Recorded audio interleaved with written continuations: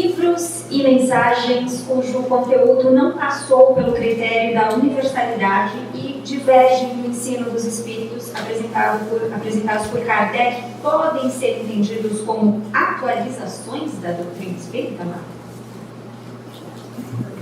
Vocês estão rindo.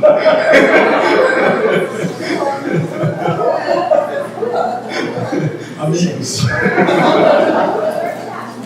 Isso aí não é pinga-fogo, não. Jogaram fogo inteiro. Então vamos lá. Essa questão envolve justamente até algo que nós coincidentemente também falamos na apresentação anterior, que é da validação das informações para serem consideradas espíritas ou integrantes da doutrina espírita. Qualquer tipo de manifestação mediúnica ou anímica, se for de um espírito ou de um médium que seja, é uma opinião. Não importa quem seja o espírito ou quem seja o médium. Encarnado ou não? Encarnado ou desencarnado. Kardec teve a preocupação de não tomar opiniões como ensinos dos espíritos. Kardec teve a preocupação de generalizar e de convergir. Para ser algo considerado parte integrante da doutrina dos espíritos, ela deveria se fazer evidente de que isso seria por diferentes fontes, e aqui eu vou até reforçar que Kardec, um pesquisador e cientista, também já teve esse cuidado. Fontes que não se influenciavam mutuamente para que se pudesse ter uma convergência de ideias. No Evangelho segundo o Espiritismo, Kardec até cita, né, ele se relacionava lá com mais de 1000 grupos espíritas, mas vejam que quando a gente fala de livros e mensagens, nós também temos o caráter afetivo. Ah, foi desse espírito, foi desse médium.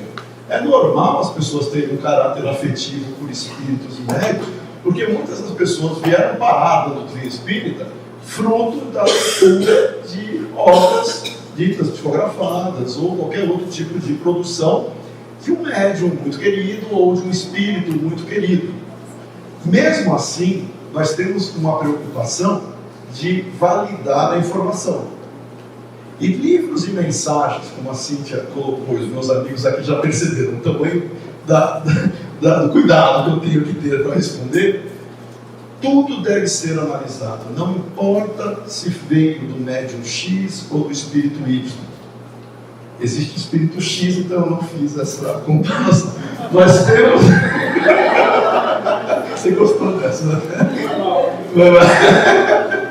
Nós não podemos simplesmente aceitar cegamente qualquer comunicação mediúnica ou anímica, simplesmente porque nós temos uma carga afetiva por aquele médium ou por aquele espírito. No livro dos médiuns, Kardec dedica um espaço ali para chamar das mensagens apócrifas, que eram mensagens que foram recebidas pelos mesmos médiuns da sociedade parisiense, que recebiam espíritos de alta envergadura espiritual, e Kardec disse, não, essa mensagem aqui não é desse espírito aqui, essa mensagem aqui tem esse problema. E aí, mesmo que fossem assinadas por espíritos que se manifestavam ali regularmente pelos mesmos médiuns. Vejam que a gente tem um cuidado dentro da doutrina espírita, e aí vem o caráter que nós deveríamos ser lá, quando o Alexandre falou da parte da ciência, né? A ciência, ela procura observar os fenômenos, os fatos, com a mais neutralidade possível, apesar de sermos seres humanos, e não existe como um ser humano não colocar ali uma interpretação enviesada. Mas o conhecimento científico se procura crescer ou se estruturar diante de uma análise sobre diferentes perspectivas. Quando a pessoa aceita livros e mensagens como atualizações, sem validar as informações que estão ali presentes, ela está correndo o risco de aceitar como verdade algo que não foi legitimado pelos fatos, pelas evidências, ainda que a pessoa deposite no argumento de autoridade do médium ou do espírito o método ou critério para validar a informação. Argumento de autoridade não é critério de validação de informação espírita. Mas vai chocar muita gente. Não. Por mais doloroso que possa parecer isso, Argumento de autoridade não é critério de validação de informação espírita. Ah, mas não tem evidência. Deixa na geladeira. Não é porque também a gente vai refutar uma informação. Então, respondendo, livros e mensagens que não possam ser validados ou que não tenham legitimação ou justificativa, a gente pode entender como hipótese, sujeita à validação futura. Mas não pode nem abraçar afoitamente e nem refutar afoitamente. Nós temos que manter a prudência metodológica de que é a fé raciocinada que nós espíritas deveríamos colocar em prática. Então, resumindo, livros de mensagens são interessantes, devem ser lidos, devem ser analisados com critério, mas se nós não tivermos como validar aquela informação, não devemos aceitar nem refutar afoitamente. Temos que passar pelo crivo da razão. Então, não são atualizações se não forem validadas, legitimadas, não importa o médium ou o espírito que seja. É isso. Obrigada, Marco. Comentários? Não? Então, possível para as Só um comentário. Esse critério a que o Marco está se referindo é o critério que permite também o estabelecimento de qualidade nas produções acadêmicas, né? Na ciência e na filosofia. Quem não é da área às vezes não sabe disso. Por exemplo, se alguém produz um resultado na ciência e quer divulgar aquilo que é importantíssimo, ele vai submeter a uma revista especializada. O que o editor da revista faz? Ele tira o nome da pessoa que escreveu, deixa o texto anônimo e manda para ser analisado por outras pessoas que não vão saber de quem que é aquilo, para focar só no conteúdo, não na origem, quem escreveu, qual a categoria dele. E depois o retorno que esses pareceristas dão é enviado para o autor anonimamente também, um sistema duplo cego, né? Para impessoalizar a análise. Isso é muito importante que seja feito também. Mutatis mutandis, porque o contexto é diferente, dentro do espiritismo. A gente analisar as propostas pelo seu mérito intrínseco e não pela autoria. A opinião de um cientista é a opinião. Ciência se faz com o conjunto e com a coerência dos estudos e da verificação por pares, que é o que o Silvio acabou de falar. Então, o cientista pode ter a opinião que ele quiser. Isso não significa que a opinião dele seja verdadeira. Orson, Alexandre? É muito importante esse momento aqui do nosso debate, né? Porque a apreciação feita aqui pelo Marco, pelo Silvio e agora pelo Tassim, me faz lembrar, às vezes, um entusiasmo fácil que muitas vezes toma conta do movimento na pressa de publicar. Então, é preciso realmente deixar na geladeira, deixar amadurecer. E aproveitando aí o critério científico apresentado pelo Silvio, eu acho que nós poderíamos exercitar essa prática entre nós, impessoalizando e submetendo a análise de companheiros experientes. Porque não é importante o nome do médium nem do espírito, que vale o conteúdo a ser considerado. É importante, sem dúvida, submeter a companheiros mais experientes.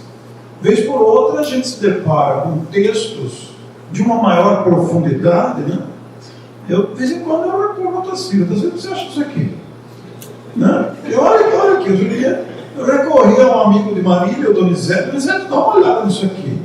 Né? Então, é interessante, porque às vezes a gente fica mesmo numa situação que precisa de uma análise conjunta, como disse o Tacílio, porque a opinião de um é a opinião de um, e a nossa opinião pode estar equivocada, eclipsada aí por vários fatores. Então, esses detalhes apresentados nesse ponto aqui foram muito valiosos. Já que todo mundo comentou. Não, só um comentário rápido. Além do que eles falaram, eu concordo, né, fecho com eles, eu faria uma sugestão.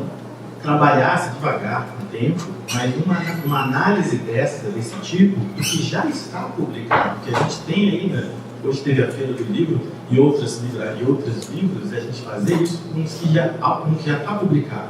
Analisar o que já está publicado, com esse cuidado, com esse cuidado de fazer, de referenciar na base fundamental nossa da doutrina.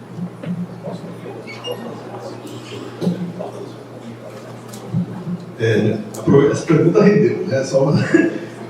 Aproveitando a USE, me permitindo aqui a propaganda, acaba de lançar um projeto onde nós teremos um banco de pareceres sobre obras espíritas, ou ditas espíritas, onde o livro pode ter lá um parecer, uma análise, pode ter mais um parecerista sobre o mesmo livro, de maneira que nós tenhamos a oportunidade de abrir para o público em geral, para os dirigentes de centros também, porque é importante saber que livro vai colocar lá na livraria ou não, para verificar se aquela obra em particular, por mais tradicional ou antiga que seja, ela apresenta conteúdo que esteja plenamente alinhado ou parcialmente, alguns aspectos podem ser coerentes ou não, com Kardec como referência.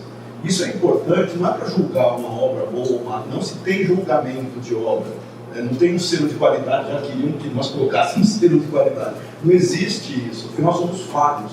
É o conjunto de pessoas que vai opinar, e aí cabe a quem estiver lendo também tomar a sua própria posição. Então, a ideia é, um livro pode ser visto com diferentes perspectivas, mas nós temos que ter uma referência para balizar um aspecto doutrinário. A referência é Kardec.